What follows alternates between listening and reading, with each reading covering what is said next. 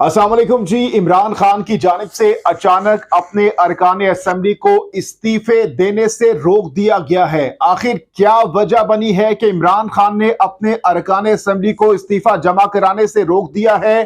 साथ ही साथ इमरान खान साहब से जब ये अरकान असेंबली मुलाकात कर रहे थे तो उस दौरान इन अरकान की जानिब से इमरान खान के सामने किस बात पर तंज किया गया, ये भी आपको बताएंगे। और इसके साथ साथ साबिक वजीर आजम मोहम्मद नवाज शरीफ की वतन वापसी से मुतालिक बड़ी खबर आ रही है। तारीख दे दी गई है, कब वापस आ रहे हैं, किस तरीके से उनका इस्तकबाल होगा, यह भी आपको बताएंगे। और इसके साथ साथ साबिक army chief general retired Qamar Javed Bajwa आज अचानक कहां पर पहुंचे, और जब वो पहुंचे तो किस तरीके से अवाम ने उनके साथ उनको वेलकम किया, या फिर क्या बर्ताव था अवाम का, ये भी आपको बताएंगे इस मुख्तसर वीडियो में। तो इंतहा इंटरेस्टिंग खबरें हैं जो कि इस वीडियो में आपके सामने शेयर करने जा रहे हैं। सबसे पहले जो इमरान खान से मुताल्लिक खबर है, जिसमें इमरान खान ने अरकान असेंबली को इस्तीफे जमा कराने से रोक दिया है, ये आपके सामने रखते हैं। इमरान खान ने सिंध के अरकान असेंबली को इस्तीफे देने से रोक दिया है।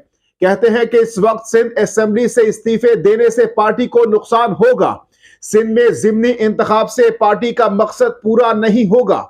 चेयरमैन तहरीक इंसाफ इमरान खान से गुज़श्ता रोज जमान पार्क में अरकान सिंध असेंबली से होने वाली मुलाकात की अंदरूनी कहानी सामने आ गई है।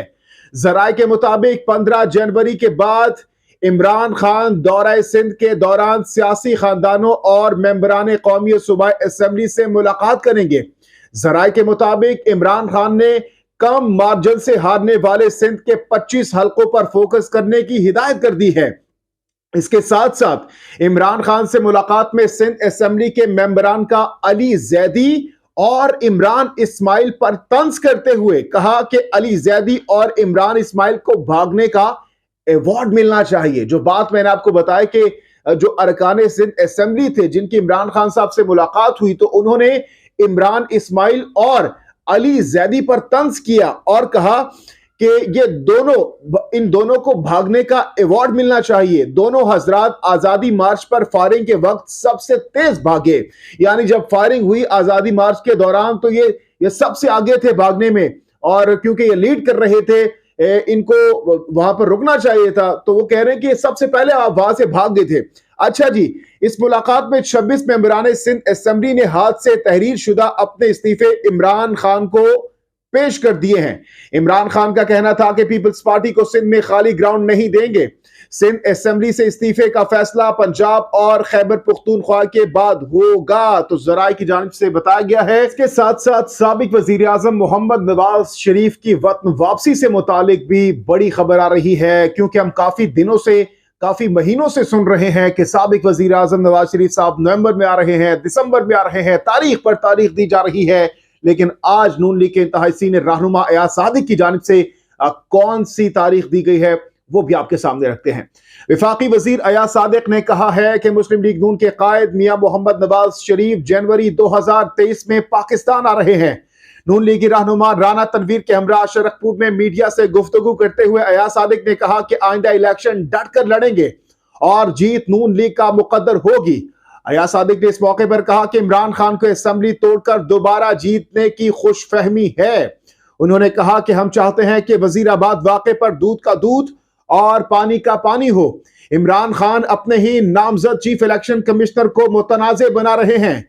इनके वावेले से इलेक्शन कमीशन को क्या फर्क पड़ेगा।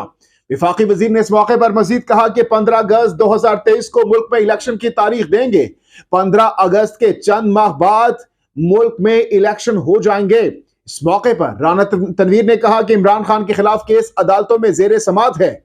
इमरान खान को अदालतों से भी सजा होगी। अच्छा जी, अब बात करते हैं साबिक army chief general retired Qamar Javed Bajwa साहब की।